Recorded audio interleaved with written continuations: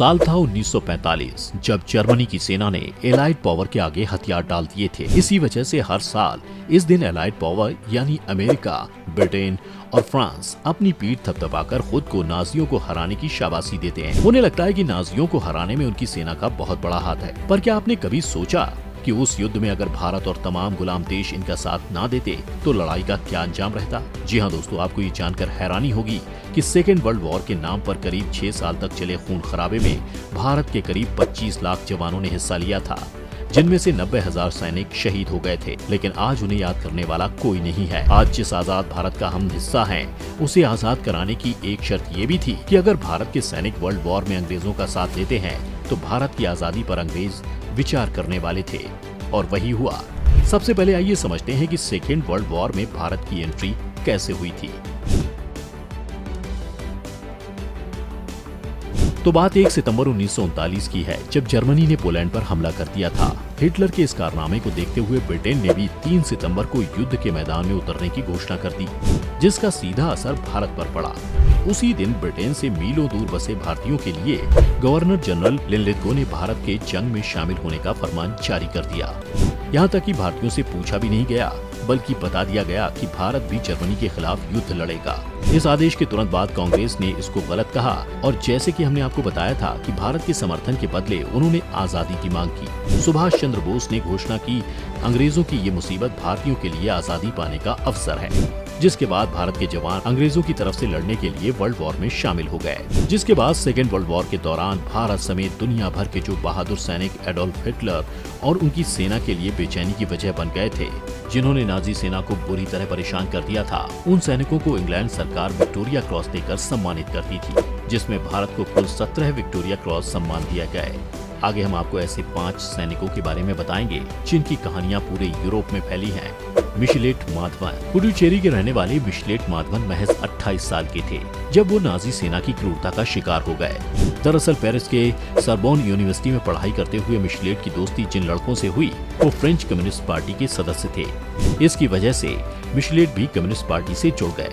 जब जंग की शुरुआत हुई और जर्मनी की सेना ने हमला किया तो मिशेलेट के पास घर लौटने का मौका था, लेकिन मिशेलेट ने नाजी सेना के आतंक के खिलाफ लड़ने की ठानी। मिशेलेट माधवन ने घर लौटने के बजाय हिटलर और उनके सहयोगी सेना के खिलाफ जंग में कूदने का फैसला किया। इसके बाद वो फ्रेंच रेजिस्टेंस मूवमेंट का हिस्सा बने और हिटलर और उनकी सहयोगी सेना के खिलाफ हो रही जंग में कूद गए। उन पर एक थिएटर में हुए बम धमाका करने और अंडरग्राउंड रहकर जर्मनी के खिलाफ काम करने के आरोप लगे थे। माना जाता है कि जिस बम धमाके के पीछे मिशेलेट थे उसमें 2 नाजी अफसर मारे गए थे, जिसके चलते नाजी सेना ने 9 मार्च 1942 को उन्हें गिरफ्तार कर लिया था। गिरफ्तारी के बाद मिशेलेट को पेरिस में बने एक कंस्ट्रक्शन कैंप में काफी समय तक टॉर्चर किया गया और बाद में उन्हें मार दिया गया। इस तरह मिशेलेट भले ही क्रूर नाजी सैनिकों के हाथों मारे गए हों, लेकिन वह हमेशा के लिए अमर हो गए। न सिर्फ नाजियों के खिलाफ बल्कि माधवन फ्रांस में रहते हुए भारत की आजादी के लिए भी तरह तरह से लड़ाई लड़ रहे थे। प्रकाश सिंह चिप। 1945 में प्रकाश सिंह करीब 32 साल के थे। बर्मा में उनकी तैनाती ब्रिटिश सेना के 14वीं बटालियन में की गई थी। जंग के दौरान उनके घुटने पर गोली लगी। गोली लगने के बाद वो खड़े नहीं हो पा रहे थे।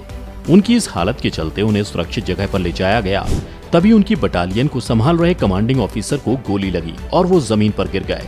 अपने कमांडिंग अधिकारी को घायल देख घायल प्रकाश सिंह घायल हालत में भी गुस्से में उठ खड़े हुए।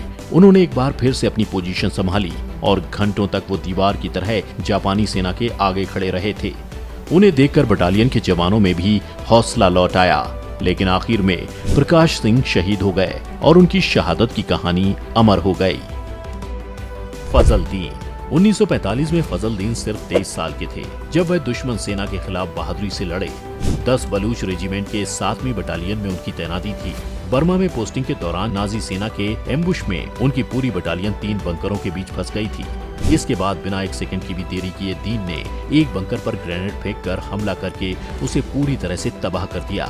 इस दौरान दूसरे बंकर से हो रही हैवी फायरिंग से बचने के लिए उनके साथी को भागने का रास्ता मिल गया। दीन ने अपने साथियों को बचाने के लिए भागने के बजाय डटकर सामना करने का फैसला किया। तभी एक दुश्मन सेना ने तलवार से उन पर हमला कर दिया।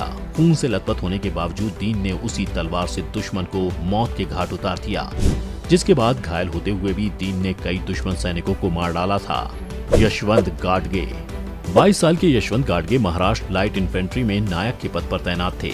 इटली की टिबर वैली में एक दिन उनकी बटालियन पर हैवी फायरिंग शुरू हो गई, जिसमें उनके कई सैनिक शहीद हो गए। चारों तरफ से हो रही ताबड़तोड़ गोलीबारी के बीच यशवंत गाडगे ने अपने साथियों को बचाने के लिए ढाल बनकर दुश्मनों के सामने खड़े हो गए। गाडगे ने भागकर एक मशीन गन पकड़ी और ग्रेनेड से दुश्मन सेना पर ताबड़तोड़ हमला किया। उनके लगातार हमले के बाद भी दुश्मन सेना के 2 सैनिक उनकी तरफ बढ़ रहे थे। उनको अपनी गन रिलोड करने का मौका नहीं मिल पाया। इस हालत में दोनों से निपटने के लिए गाडगे ने उस बंदूक से ही दोनों के सिर पर वार कर दिया। लेकिन युद्ध के मैदान में मौत कहीं से भी आ सकती है और ऐसे में जब दुश्मन धोखे से वार करना जानता हो तो बचना मुश्किल हो जाता है। यही हुआ गाडगे के साथ। गाडगे को सामने से नहीं हरा पा रहे दुश्मन के स्नाइपर ने गाडगे को गोलियों से छलनी कर दिया। इस तरह लड़ते लड़ते ये वीर भारतीय सपूत जंग के मैदान में शहीद हो गया। उनकी इसी बहादुरी की वजह से उन्हें विक्टोरिया क्रॉस से सम्मानित किया गया। राव अब्दुल हाफिज 18 साल के राव अब्दुल हाफिज 9वीं जाट रेजिमेंट में जमादार के रूप में ब्रिटिश भारतीय सेना में तैनात थे। अप्रैल 1944 में अब्दुल हाफिज और उनकी बटालियन की तैनाती इम्फाल में थी। पहाड़ पर चढ़ाई के दौरान अचानक से नाजी सेना ने अब्दुल हाफिज की बटालियन पर जानलेवा हमला कर दिया। बिल्कुल खड़ी पहाड़ी पर चढ़ते वक्त दुश्मन सेना ने उन पर ताबड़तोड़ हमला किया, लेकिन फिर भी वो आगे बढ़े और दुश्मन के बंकर तक पहुंच गए। राव ने सामने से ग्रेनेड फेंककर दुश्मन के बंकर को तबाह कर दिया था। उन्होंने अपने सैनिकों का नेतृत्व करते हुए दुश्मनों को ललकारा। जंग के दौरान मशीन गन की गोली से घायल होकर राव जमीन पर गिर गए, लेकिन जब तक जिंदा रहे राव की उंगली ट्रिगर पर टिकी रही और दुश्मन को मौत के घाट उतारते रहे। तो दोस्तों, ये तो महज वो चंद नाम हैं जिनके बारे में लोगों को पता है, लेकिन जैसा कि हमने आपको बताया कि उस दौरान करीब 1 लाख भारतीय सैनिक शहीद हुए थे। तो ऐसी न जाने कितनी कहानियां होंगी। आपको ये वीडियो कैसी लगी हमें कमेंट करके बताइए। साथ ही इस वीडियो को लाइक और शेयर करना ना भूलें और चैनल को सब्सक्राइब जरूर कर लीजिए। शुक्रिया।